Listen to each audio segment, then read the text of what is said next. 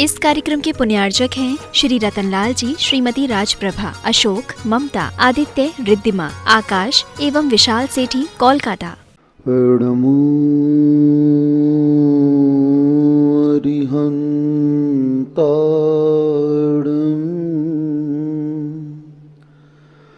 नमो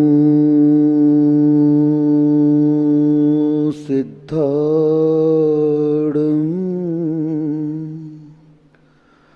नमो आयर्याणं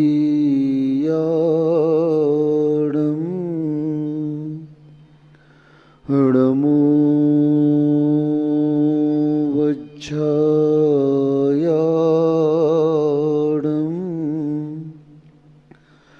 नमो लोये सब्बसाहूणं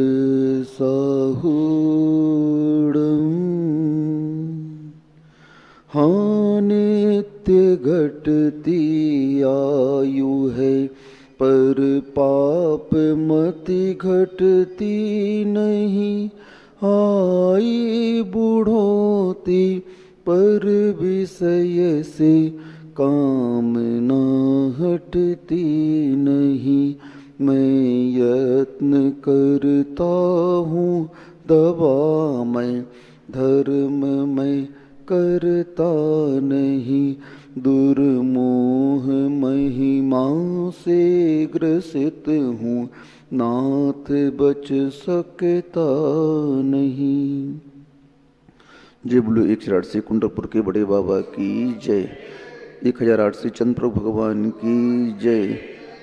परम पूज्य संत शिरोमणि आचार्य भगवान श्री विद्यासागर जी महाराज की जय। परम पूज्य निर्यापक मुनि श्री सुधासागर जी महाराज की जय।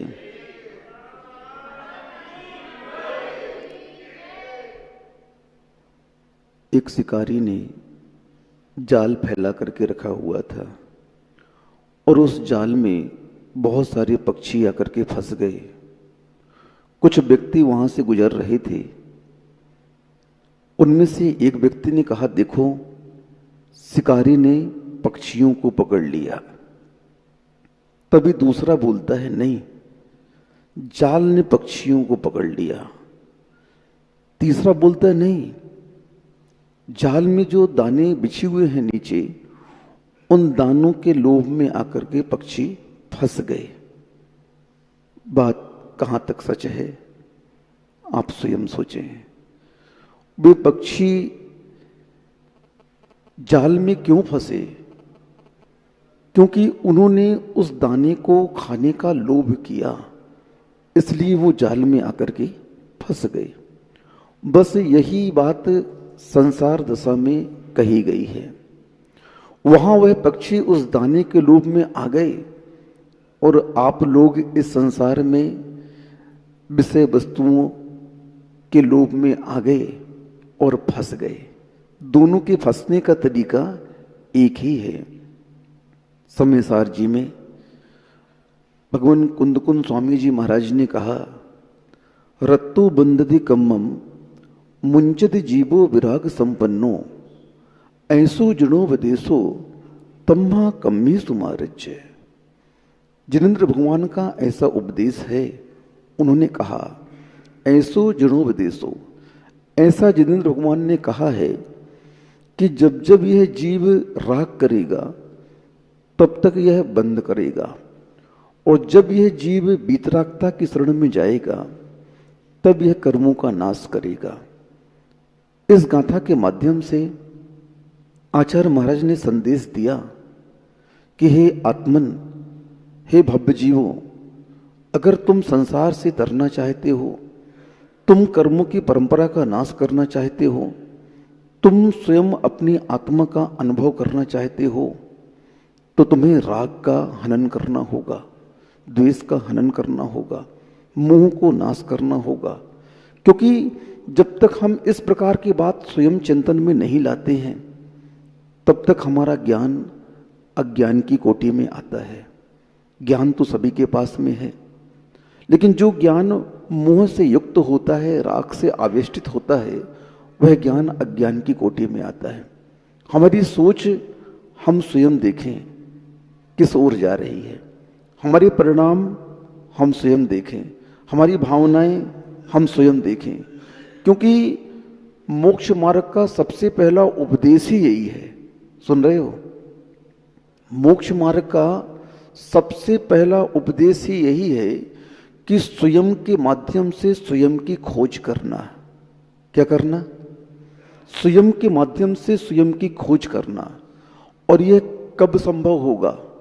जब आप स्वयं के कल्याण की भावना करेंगे, जब आप स्वयं इस बात को स्वीकार करेंगे कि मैं बंधन में हूं, संसार एक बंधन है, परिवार एक बंधन है, धन परिग्रह आदि एक बंधन है, और मेरी बुद्धि इस ओर बहुत सरलता से आ रही है और मैं इसे अपना मान रहा हूं, बस ये बंधन आपको कभी छूटने वाला नहीं है। जब आप स्वयं कहोगे कि नहीं, ये पर है, मेरी आत्मा निज है, आत्मा के अलावा संसार में जो कुछ भी संयोग होता है, जो कुछ भी संयोग मिलता है आपको, ये सारा का सारा संयोग पर होता है। व्यक्ति अपने से कम दुखी और दूसरों से ज्यादा दुखी होता है। आप लोग परिवार में रहते हो, पड़ोसी में कुछ घटना घट जाती है तो आप लोगों को ज्यादा दुख नहीं होता। हाँ, उसे समझाने में आप लोग बहुत मास्टरी है, समझाने चले। किसी के यहाँ कोई मर गया तो आप लोग कितनी अच्छी समझाते हो, हाँ हाँ कर्म का उदय है, क्या कर सकते हैं, हो गया, इसे स्वीकार करो। और जब खुद के यहाँ वही घटना घटती है तो छाती पीटते हैं, रोते हैं, चिल्लाते हैं, क्रंदन करते हैं, विलाप करते हैं, इतना दुख व्यक्त करते हैं, कुछ पूछो नहीं। क्यों? क्यों? क्योंकि आपने उसको अपना माना है। क्या किया है? बस यही भूल आत्मा की अनादिकाल से होती आ रही है। हम सभी अनादिकाल से यही भूल करते आ रहे हैं कि हम पर को निज मान रहे हैं। क्या कर रहे हैं? पर को निज मानना ही आत्मा की सबसे बड़ी भूल है। और इस भूल का सुधार किसे करना होगा? स्वयं को करना होगा। तुम सोचो कि कोई हमारी भूल को सुधार कर दे। आचार्य कहते हैं नहीं। सम्यक दर्शन में 5 लब्धियां होती हैं। जब अनादि मिथ्या दृष्टि सम्यक दर्शन की ओर उन्मुख होता है तो प्रारंभ में उसे कोई समझाता नहीं है। सुन रहे हो? 5 लब्धियों में सबसे पहली लब्धि है क्षयोपशम लब्धि। कौन सी लब्धि? हाँ, जब वीतरागता की शरण में आता है या वीतरागता का दर्शन जब वह करता है अनादि मिथ्या दृष्टि, तो उस वीतरागता के दर्शन से उसके अंदर क्षयोपशम उत्पन्न होता है। और उस क्षयोपशम के माध्यम से वह जीव अपनी उस भूल को, अपनी उस अपराध को स्वीकार करता है। आप लोगों ने आज तक अपने अपराध को स्वीकार नहीं किया। वह अनादि मिथ्या दृष्टि सबसे पहले अपनी ग्लानि को प्रकट करता है, अपनी निंदा गरहा आलोचना करता है। ओहो, अनादि से मैं इन परद्रव्यों को अपना मानता आया हूं। मैंने आज तक निज आत्मा को अपना नहीं कहा। ये मेरी संपत्ति है, ये मेरे बच्चे हैं, ये मेरी बीबी है, ये मेरे पिता है, ये मेरी माँ है।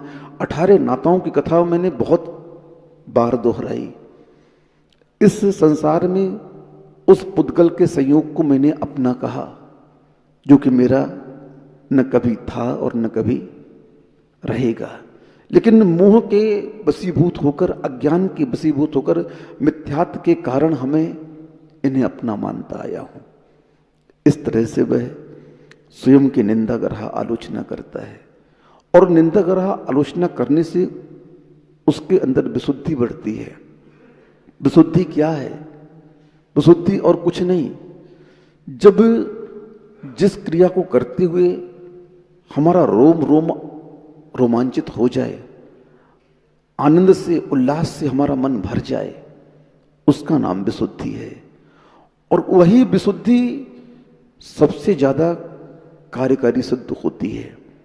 और जब उसमें देशना की हवा लग जाती है, गुरु के उन प्रवचनों को सुनकर के, जिनवाणी के उन सूत्रों को सुनकर के जब उसे वह अपना लेता है, ओहो यही सत्य है, मैं जो कुछ मान रहा था वो असत्य था, सत्य क्या है आज मुझे पता चला, आज मेरे को यह ज्ञान हुआ है, मैं भी भ्रांति में जीवन जी रहा था, जल नहीं पावे प्राण गवावे, भटक भटक मरता, वस्तु पराई माने अपनी, भेद नहीं करता। उस हिरण की भांति जो रेगिस्तान में जल ढूंढ रहा है प्यास बुझाने के लिए, और रेत के चमकते हुए कणों को देख करके क्या समझता है, यहां पर जल है, और वो आगे बढ़ता है, आगे बढ़ता है। अब वहां जल हो तो उसे मिले, और उसे मिले तो उसकी प्यास बुझे। वह तो उसकी भ्रांति है, और उस भ्रांति का परिणाम क्या होता है, वह अंत में उस प्यास के कारण अपना दम तोड़ देता है। हम लोग भी यही कर रहे हैं, इस संसार के रेगिस्तान में सुखों की खोज कर रहे हैं कि मुझे सुख मिल जाए। आचार्य कहते हैं तेरे में और हिरण में कोई अंतर नहीं है, यह संसार विषय सुख होता, तीर्थंकर क्यों त्यागे, काहे को शिव साधन करते संयम को। अगर इस संसार में सुख होता तो सबसे ज्यादा पुण्यात्मा कौन होता है संसार में? पुण्य प्रकृतियों में सबसे उत्कृष्ट पुण्य प्रकृति है तीर्थंकर प्रकृति, जिसके जन्म के 6 माह पूर्व और जन्म से 15 माह तक प्रतिदिन 10.5 करोड़ रत्नों की वर्षा होती है। कितनी होती है? जिनके भोगो भोग की सामग्री स्वर्ग से आती है, जिनकी सेवा स्वर्ग के देव करते हैं, जिनकी रक्षा स्वर्ग के देव करते हैं, घर में रहते हैं जब वो बहुत सुखी जीवन रहता है। कहते हैं तीर्थंकर जब तक घर में रहते हैं तब तक उन्हें दुख का बिल्कुल भी आभास नहीं होता, यहां तक कि उनके जो परिजन होते हैं उनका भी वियोग नहीं होता। यानी उनके घर में रहते हुए कोई मरण को प्राप्त नहीं होता। उनके कुटुंबीजन उनके सामने मरते नहीं, क्योंकि अगर मर गए तो उनको क्या होगा, दुख होगा। अब उनका पुण्य देखो कि उनके जन्म लेने के उपरांत में उस कुल में मरण रुक जाता है। क्या हो जाता है? कितनी बड़ी पुण्य प्रकृति है तीर्थंकर की, कि अभी घर में है, बालक अवस्था में है, जन्म लिया, अब परिवार का कोई व्यक्ति उनके सामने मरेगा नहीं। दीक्षा लेने के बाद कुछ भी हो जाए उससे मतलब नहीं, क्योंकि अब पर्याय बदल गई। लेकिन उस घर में रहते हुए भी वे अपने आप को कैसा मानते हैं? बहुत सारे तीर्थंकरों ने गृहस्थ आश्रम भी बसाया।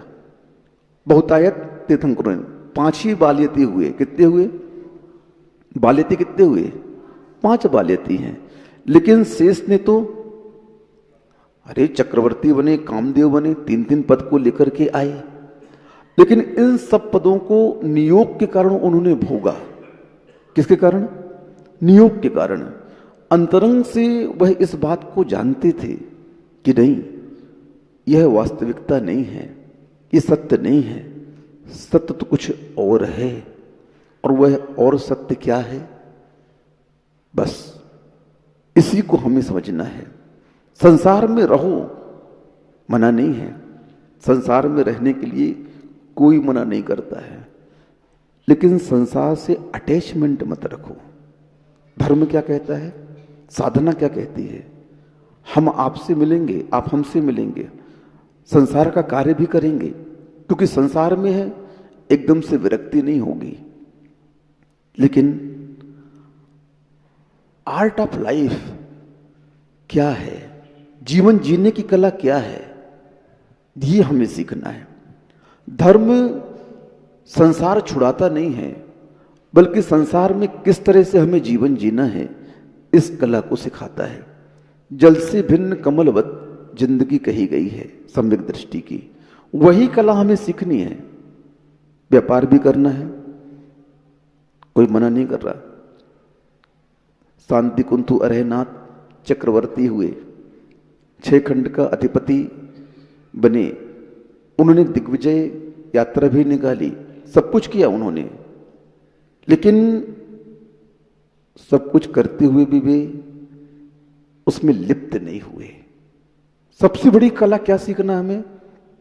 लिप्त नहीं होना है। हाँ, संसारी प्राणी शरीर के रोग को तो रोग मान लेता है, लेकिन आत्मा के रोग को आज तक किसी ने रोग नहीं माना।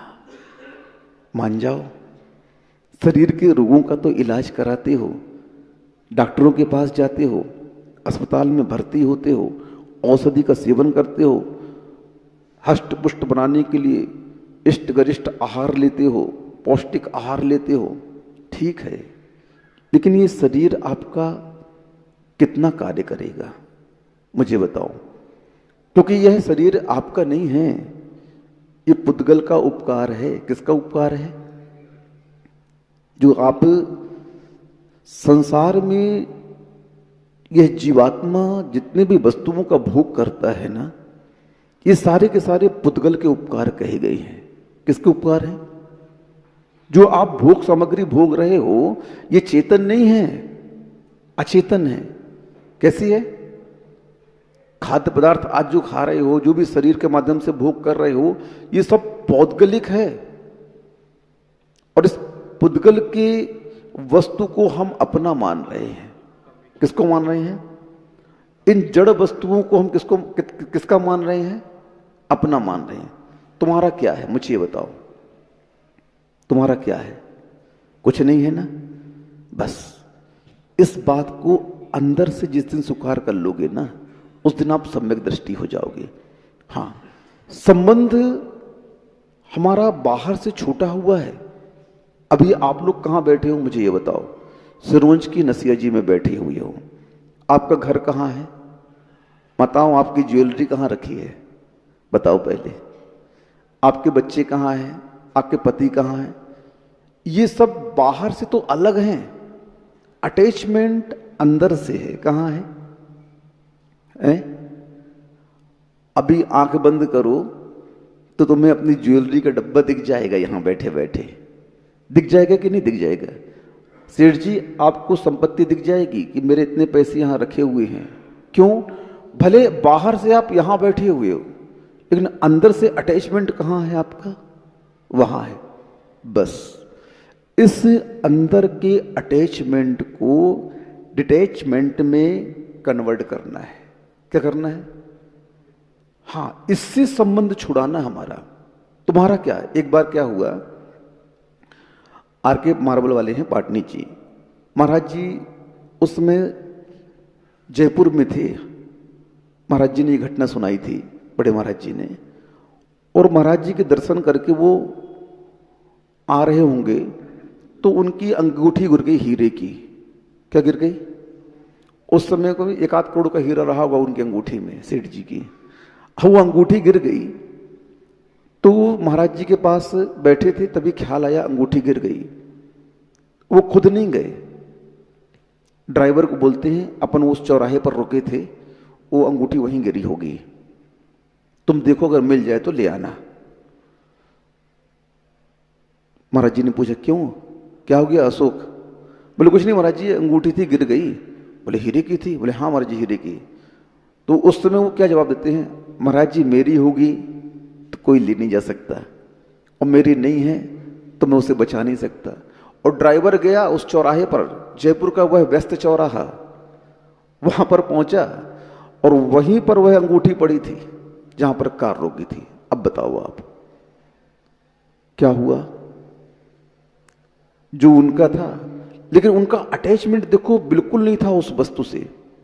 उनका यही कहना है, मैं हमेशा उनके मुख से यही सुनता हूं कि महाराज जी मेरा क्या है, मैंने शून्य से शिखर तक की यात्रा की है। कहां से यात्रा की मैंने? हाँ, बोले 93 के पहले मेरे पास कुछ नहीं था, मैं एक सामान्य व्यापारी था, जैसे अन्य भी दुकानदार हैं। और सबसे पहले मेरा भाग्य का उदय कब हुआ, उन्होंने अपनी, मैं किशनगढ़ चतुर्मास में था, तो उन्होंने अपना वह विकास का क्रम मुझे सुनाया, बैठे थे मेरे पास में। बोले महाराज जी 93 में सबसे पहले मैंने कुंडलपुर जी का सिंह द्वार का निर्माण हो रहा था, और वहां पर पहुंचे मैं गुरु जी के सानिध्य में, तो वहां पर मेरे भाव हो गए अचानक, और मैंने 1 करोड़ रुपए की घोषणा कर दी सिंह द्वार के लिए। कितने की?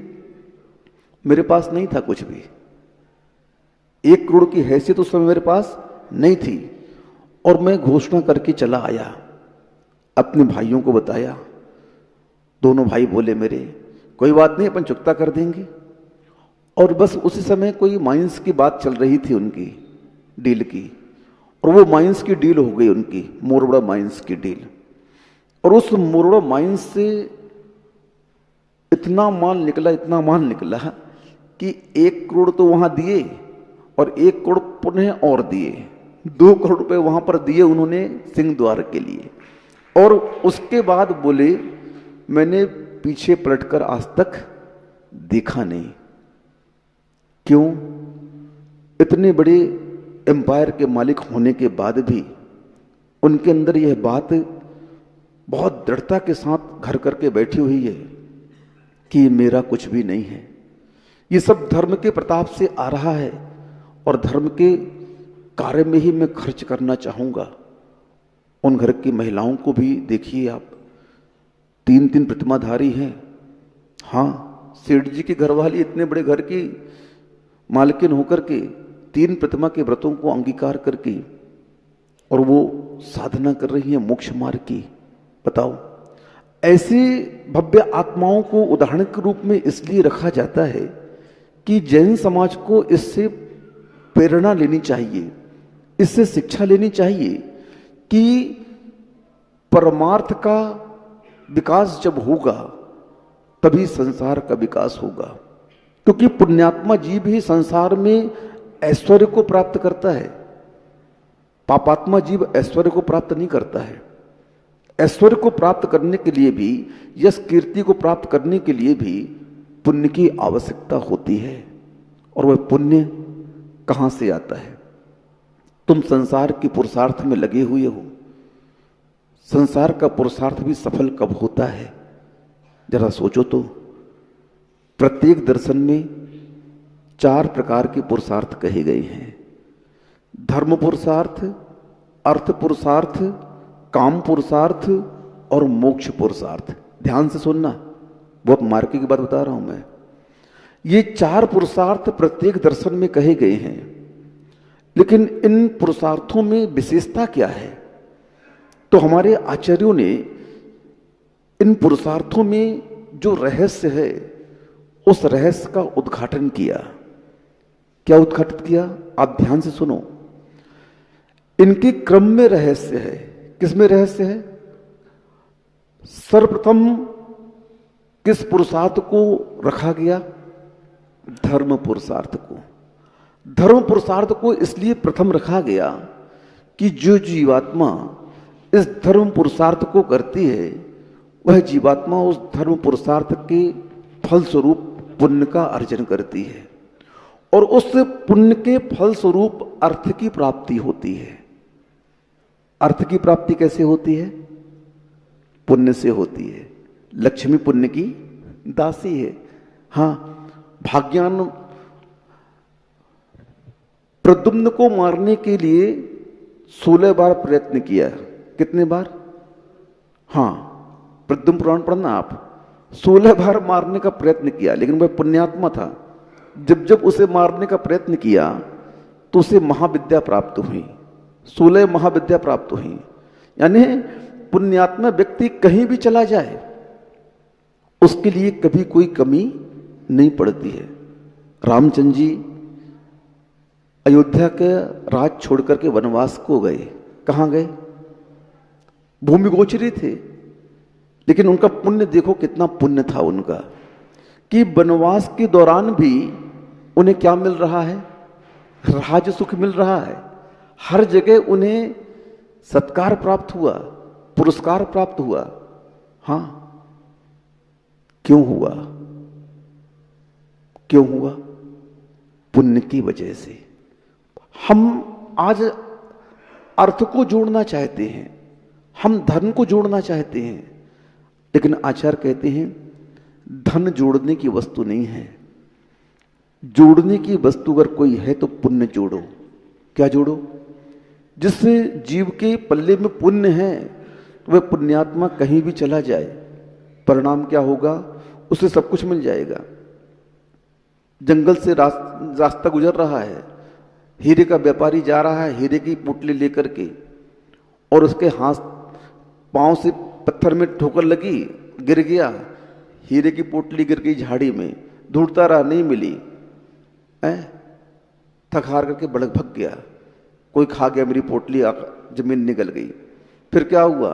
दूसरी तरफ से दूसरा व्यक्ति आ रहा है और उसी पत्थर से उसको ठोकर लगी तो उसी झाड़ी में गिरता है जहां हीरे की पोटली थी, उसके हाथ में आ गई। ये क्या है? संसार के मैदान में दो ही टीमें हैं, पुण्य की और पाप की। अब जीत किसकी होगी? मुझे बताओ पहले। बस जीत हमेशा से पुण्य की ही होती आई है, पाप की कभी भी जीत नहीं हुई। वर्तमान में मैंने कहा, कल भी कहा कि पापी के पास संपदा देखी जाती है, लेकिन उस पापी का अंत कोई देखता नहीं है। 3 घंटे की पिक्चर में हम विलेन बहुत सुख भोगता है, बहुत अत्याचार करता है, लेकिन आखिरी के 10 मिनट में उसकी क्या दुर्गति होती है ये आप लोग स्वयं देख लें। इसी प्रकार संसार की यह व्यवस्था है, और इस व्यवस्था को न समझने के कारण ही यह जीव मिथ्यात्व में चला जाता है, अज्ञान में चला जाता है और अपने दिमाग को खराब कर लेता है। इसीलिए थोड़ा सा धर्म का हमें ज्ञान होना आवश्यक है, स्वाध्याय करना आवश्यक है, कर्मों को समझना आवश्यक है कि हम इस संसार में सफल कैसे हों। तो संसार में सफल कब होगी? जब पाटनी जी ने बोला कि मेरा जो कुछ है वो कोई छीन नहीं सकता है, और मेरा है नहीं मैं उसे बचा सकता नहीं हूं। हाँ, और वो उनके यहां हर क्षेत्र में दान दिया जाता है। आप अभी यहीं पर बैठे हुए हो और समाज का एक पत्र लिख करके दे दीजिए उनके यहां, चैरिटी ट्रस्ट बना हुआ है, आपको तुरंत खबर आएगी क्या करना, आप क्या कमी है। अब बताओ, आप यहां बैठे हो, लेकिन वहां लेटर लिख के दे दोगे तो खबर आ जाएगी आपके पास में, फोन नंबर कॉल आ जाएगा आपके पास में। क्या है ये? बोले मेरा है ही नहीं, ये तो इनके पुण्य से आया है, उनके पुण्य में दे रहा हूं मैं। हाँ, और ये रहता है पुण्यानुबंधी पुण्य। वो जानते हैं कि जो मैं दान कर जाऊंगा वो मेरा रहेगा, बाकी जो छोड़ जाऊंगा वो दूसरों को रहेगा। क्यों न मैं इसे अपनी संपत्ति को पुण्य के रूप में बदल करके ले जाऊं। और उस पुण्य का प्रताप देखो, आज दिन दूनी रात चौगुनी बढ़ते जा रहे हैं। इसलिए हमें इन पुरुषार्थों के क्रम में जो धर्म पुरुषार्थ रखा गया है, उस धर्म पुरुषार्थ को निश्चल होकर के, निर्मल बन करके, पवित्र मन से करना चाहिए। कोई भी डिमांड हमें धर्म की क्रियाओं को करते समय नहीं करना चाहिए। धर्म की क्रिया करते समय ख्याति लाभ पूजा की चाह नहीं रखनी चाहिए। कोई मुझे पूछे, इस प्रकार की भावना भी जो करता है ना, वो धर्मी नहीं कहलाएगा। फिर तो उसके अंदर चाह आ गई, ये तो सौदा हो गया। क्या हो गया? कि मैं धर्म कर रहा हूं और इस धर्म के एवज में, बदले में मुझे अमुक वस्तु की प्राप्ति हो जाए, ये धर्म नहीं कहलाएगा। जांचे सुरतरु दे सुख, चिंतत चिंता रैन, बिन जांचे बिन चिंते, धर्म सकल सुख दे। चिंतामणि रत्न के आगे तो आपको चिंतन करना पड़ेगा, कल्प वृक्ष के आगे आपको याचना करनी पड़ेगी, हे कल्प वृक्ष मुझे अमुक वस्तु लाकर दे दे। लेकिन धर्म कैसा है? बिन जांचे बिन चिंते, धर्म सकल सुख दे। इससे आपको याचना नहीं करनी, मांगना नहीं है।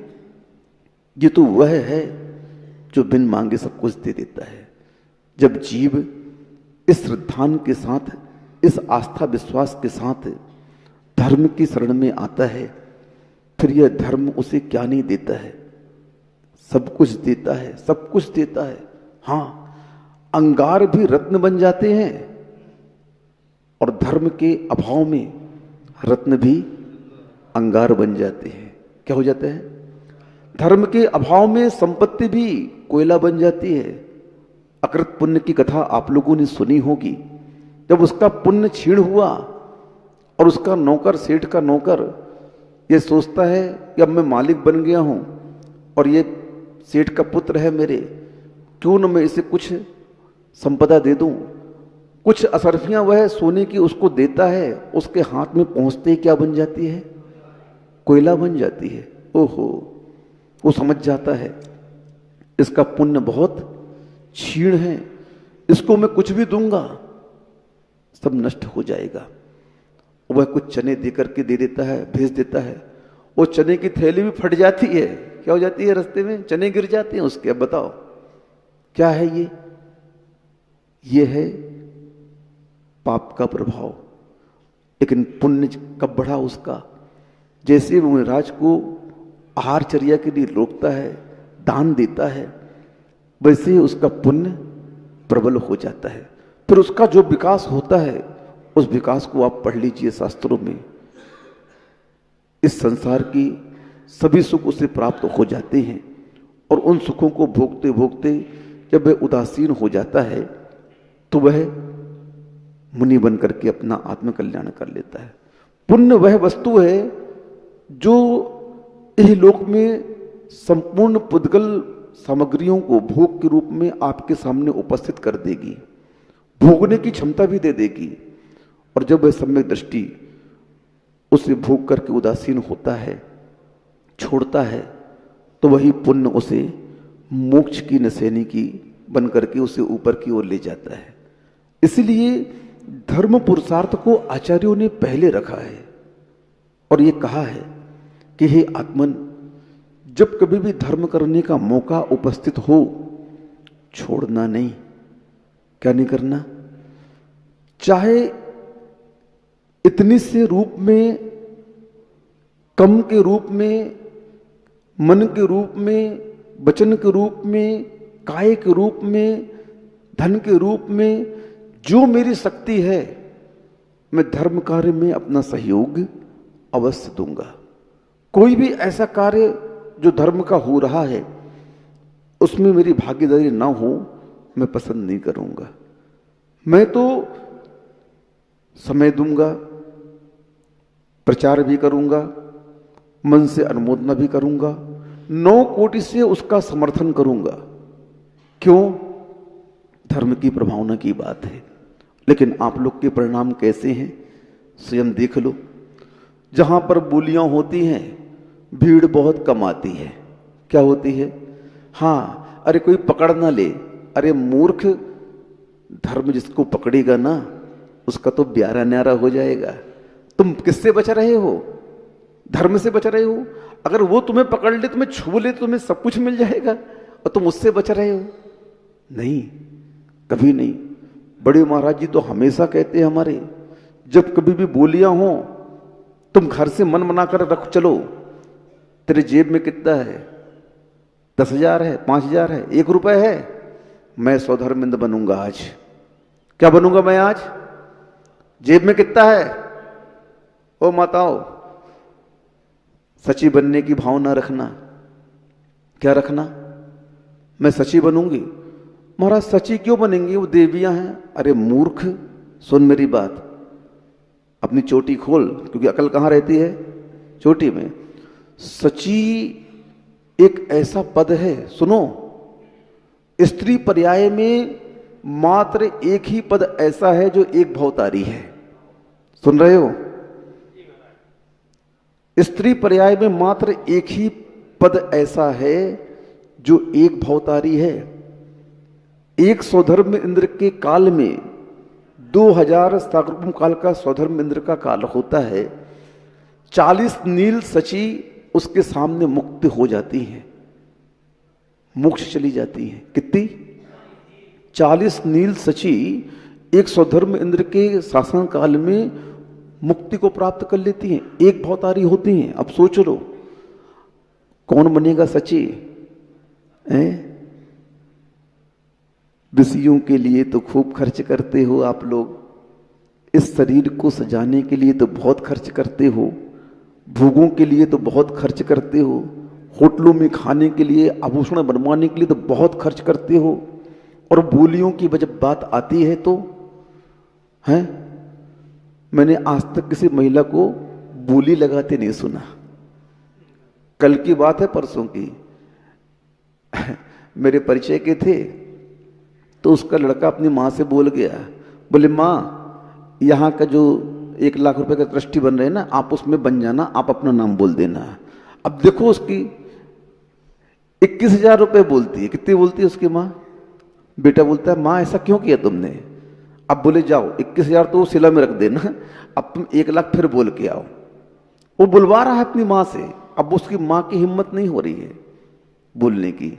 हमने देखो तो इनका दिल कितना कंजूस है कि बेटा कमा रहा है और दे रहा है, तो इनकी देने की हिम्मत नहीं हो रही है, बोलने की हिम्मत नहीं हो रही है। अरे अर्धांगिनी हो, आधा तुम्हारा है, बोलो ना, इसमें क्या बात है? यह है तुम्हारे पुण्य क्षीण होने का कारण। स्त्री पर्याय का छेद कब होगा?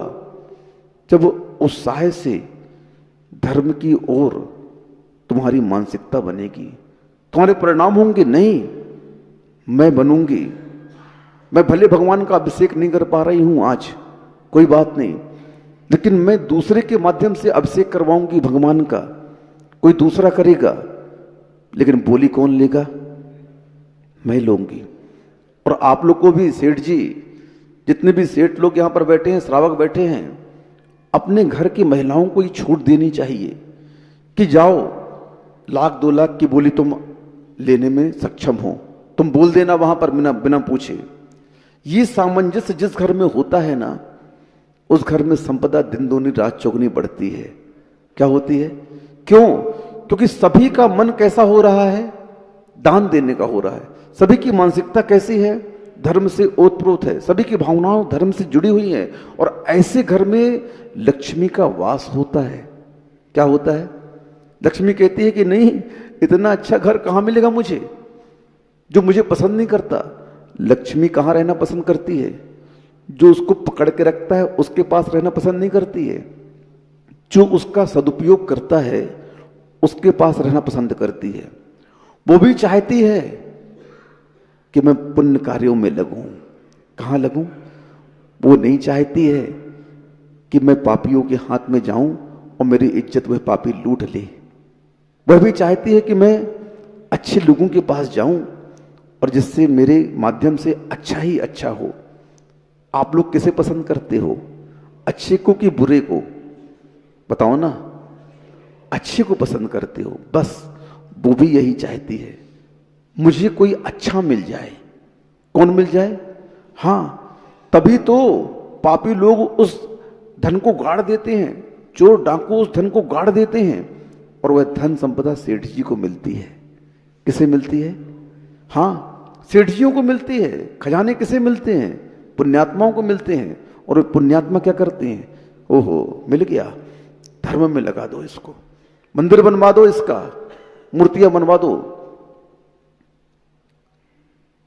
सांगानेर में तलघर से जब रत्नों की मूर्तियां निकली, मैंने सोचा देखो तो कैसे उदार मना थी वो सेठ, जो अर्थ पुरुषार्थ में कहीं पीछे नहीं थे, बिल्कुल जी जान से अर्थ पुरुषार्थ करते थे। लेकिन जब दान देने की बात आती थी तो अपना दान वे उन रत्नों की मूर्तियां बनवा करके और जिन धर्म की प्रभावना में लगाते थे। किस में लगाते थे? जिन धर्म की प्रभावना में। वे सेठ जिन्होंने रत्नों की मूर्तियां बनवाई होंगी, यहां नहीं, हर जगह है। सांगानेर में तो है ही है, गोमटेश बाहुबली में भी बहुत सारी रत्नों की मूर्तियां हैं।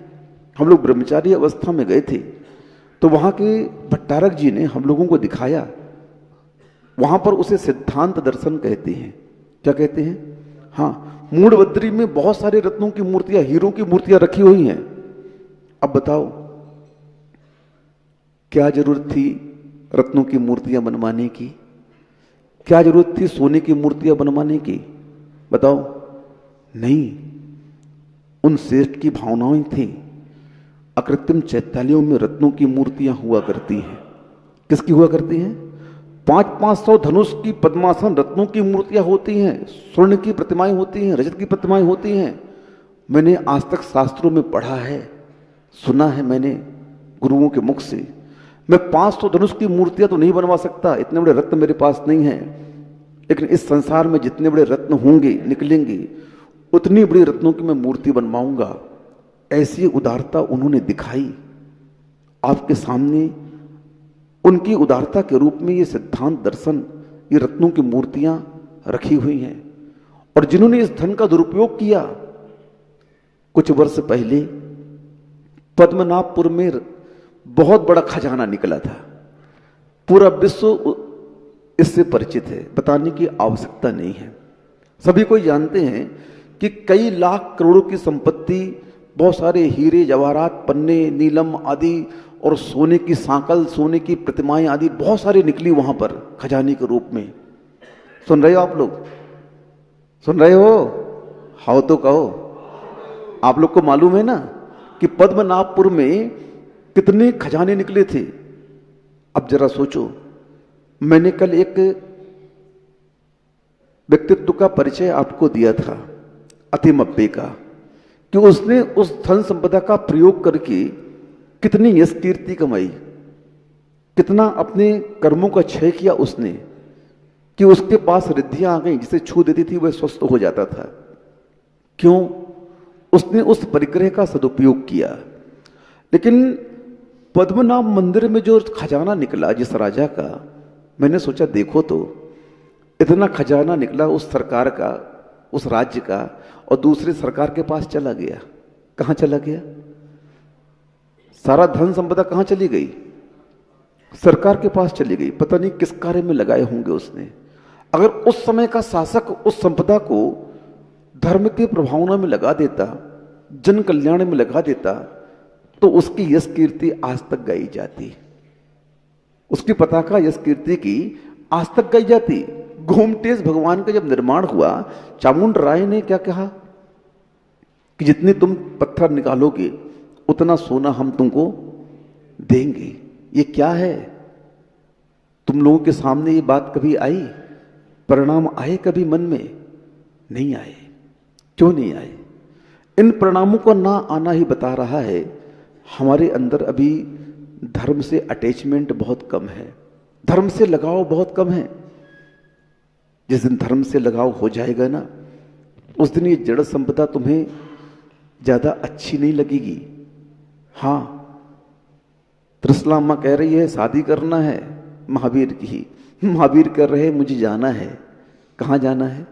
तीर्थंकर कह रहे मुझे जाना है, अब मुझे यहां पर नहीं रहना है, ये संपदा मुझे रास नहीं आ रही है, मुझे अच्छी नहीं लग रही है भोग। क्यों? क्योंकि उन्हें अपनी आत्मा का कल्याण करना है। इसलिए धर्म पुरुषार्थ को सबसे पहले महत्व देना चाहिए। हाँ, पुरुषार्थ आप लोग कर रहे हो, लेकिन किसका पुरुषार्थ कर रहे हो? संसार अवस्था में 3 पुरुषार्थ होते हैं, धर्म, अर्थ और काम के।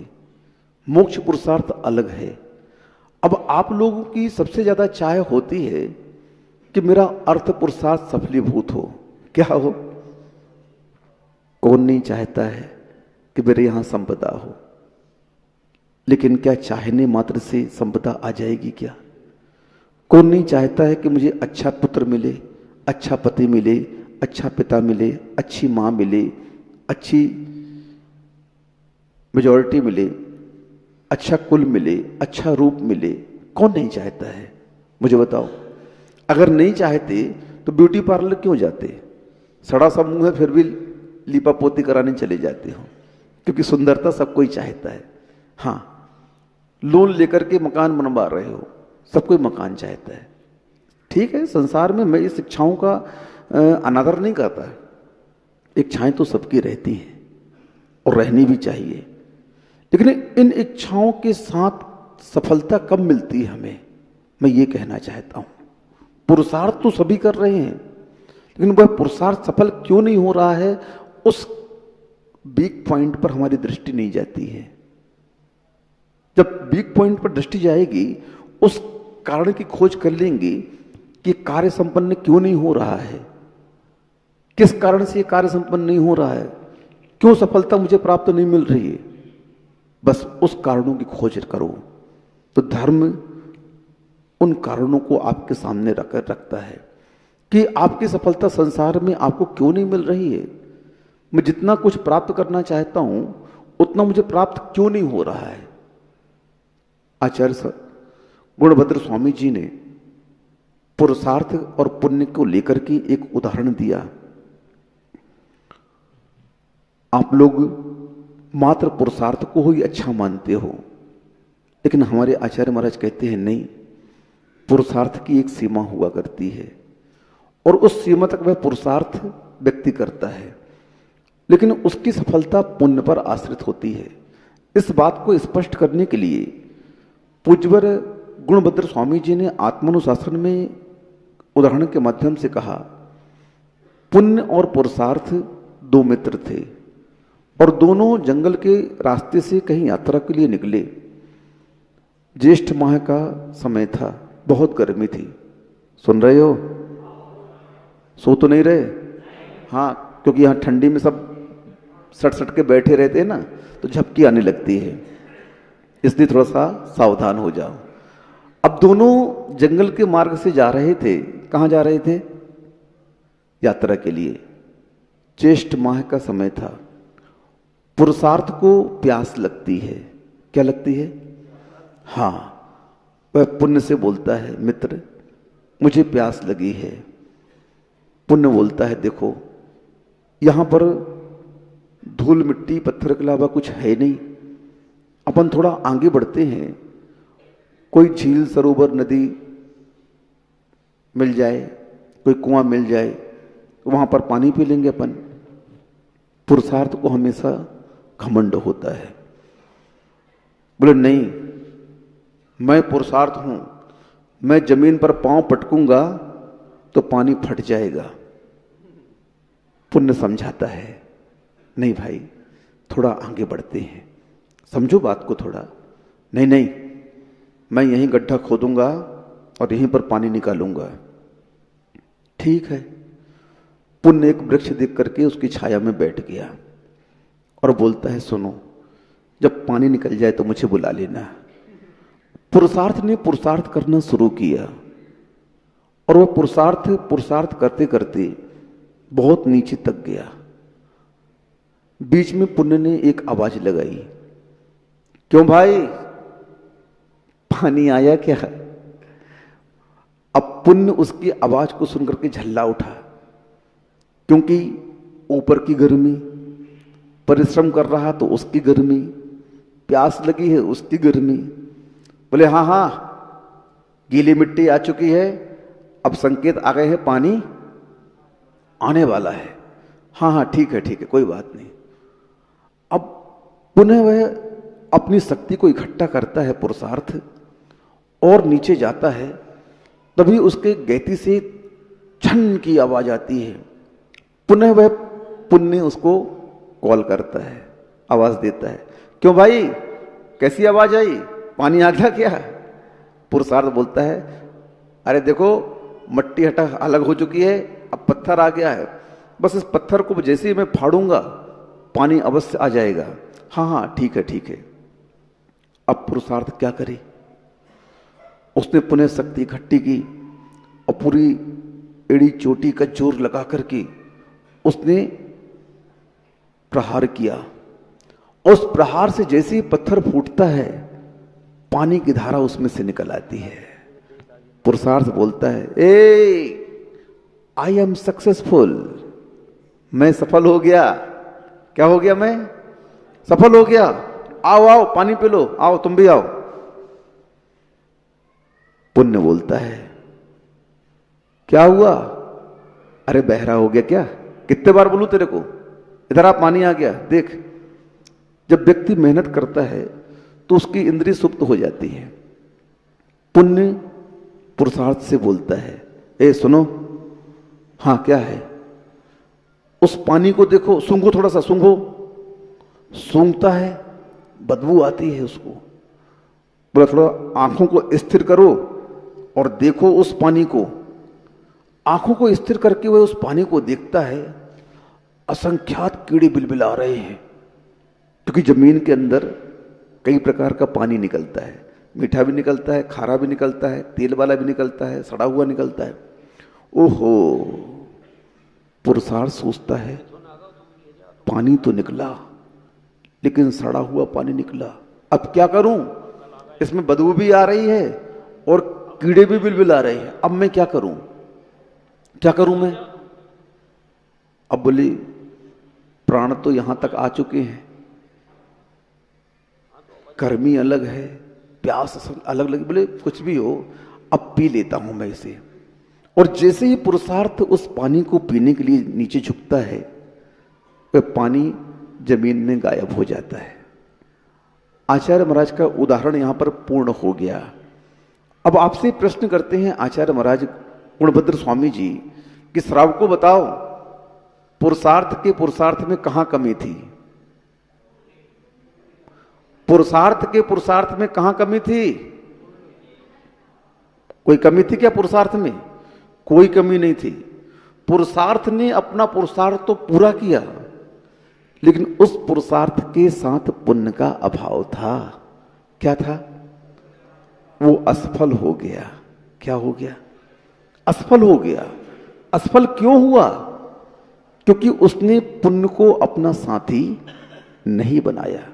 भगवान के अभिषेक का महोत्सव जब कभी भी हो, हमें बिल्कुल भी पीछे नहीं हटना चाहिए। सुरोंज वाले सुन रहे हो?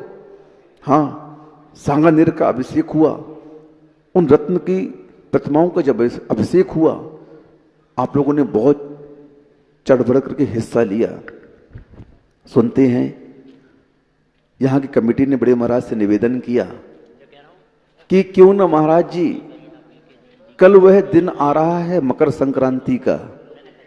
किसका दिन आ रहा है? हाँ, जैन धर्म में मकर संक्रांति का बड़ा महत्व है। मकर संक्रांति के दिन चक्रवर्ती सूर्य बिंब में स्थापित जिन प्रतिमा का दर्शन करता है, अपने महल में बैठे बैठे अपने चक्षु के, उसके चक्षु इंद्री का क्षेत्रफल इतना होता है कि अपने महल में बैठे बैठे वह सूर्य बिंब में जो जिन बिंब हैं, सूर्य विमान में जो जिन बिंब हैं, उनके दर्शन करता है। हमें भी आज ये अवसर प्राप्त करना है। यहां पर कमेटी वालों ने कहा, बड़े महाराज से निवेदन किया, वैसे तो हम लोग का बिहार काल चल रहा है और ये सरोज का पुण्य ही मानो, साथ से पुण्य मानो कि बड़े महाराज जी का स्वास्थ्य थोड़ा सा गड़बड़ हो गया।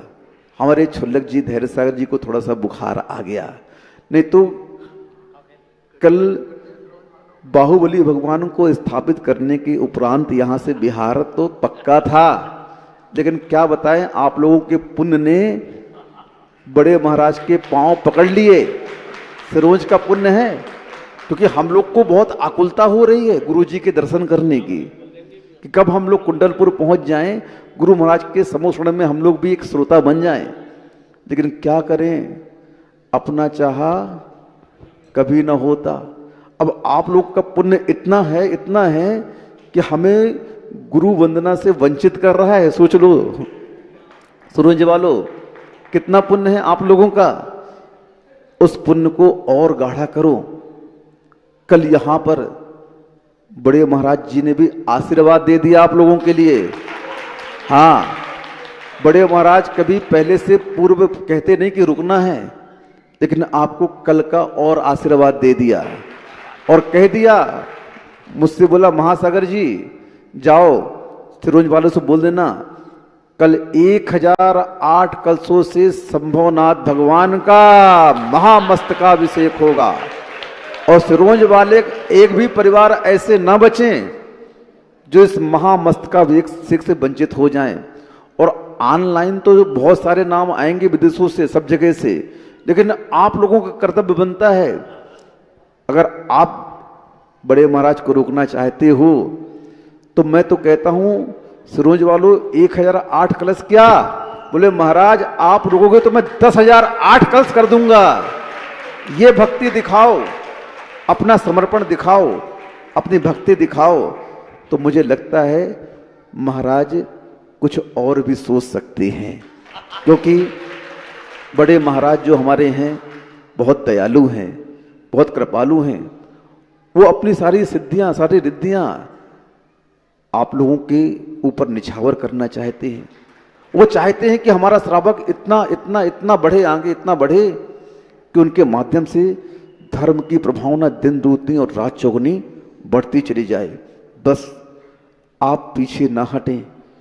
जो मार्ग आपको दिखाया जा रहा है कल्याण का, उस मार्ग में अगर आप उत्साह, रुचि और लगन से अपना समर्थन देते हैं तो आपके विकास को कोई रोक नहीं सकता है। अगर आप कंजूसी करेंगे तो फिर हम कुछ कह नहीं सकते हैं। इसीलिए ये अवसर आप लोगों को महाराज जी ने आशीर्वाद रूप प्रदान कर दिया है।